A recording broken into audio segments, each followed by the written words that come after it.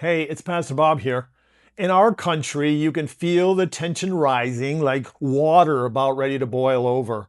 The anger, the division, the hatred. And if you're like me, maybe you're starting to wonder, is this really all there is?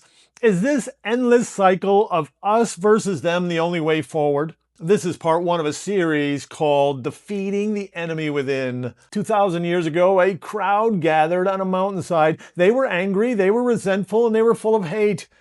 They lived under the brutal occupation of the Roman Empire. Everywhere they looked, they saw reminders of their oppression. For generations, they had been waiting for a leader who would help them fight back and conquer Rome. The people were excited. Their hopes were high. Word was spreading that this teacher named Jesus was about to declare himself king and lead them to overthrow Rome. When Jesus went to speak, the crowd fell silent. And then he said, "Blessed are the poor in spirit, for theirs is the kingdom of heaven." Not a battle cry, not a call to arms. They expected someone who would fuel their rage, and they got something completely different.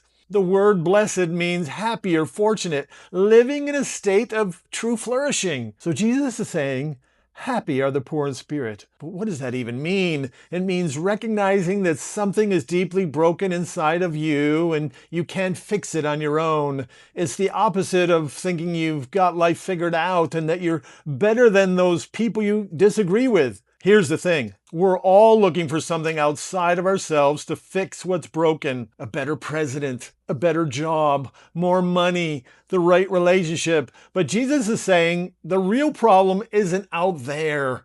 It's right here in the human heart. Poor in spirit means recognizing that you can't change yourself, that you can't manufacture genuine love for your neighbor or inner peace through sheer willpower. And here's the radical part. Jesus says recognizing your powerlessness is actually the beginning of real transformation. Think about Alcoholics Anonymous. The first step is admitting that you're powerless over alcohol. That admission isn't defeat, it's the doorway to freedom. And Jesus is saying the same thing. Until we can admit that we can't break free on our own, we stay stuck.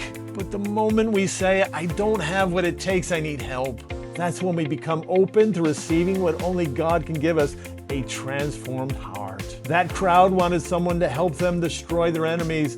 Jesus offered them something better, freedom from the hatred within. Blessed are the poor in spirit, for theirs is the kingdom of heaven.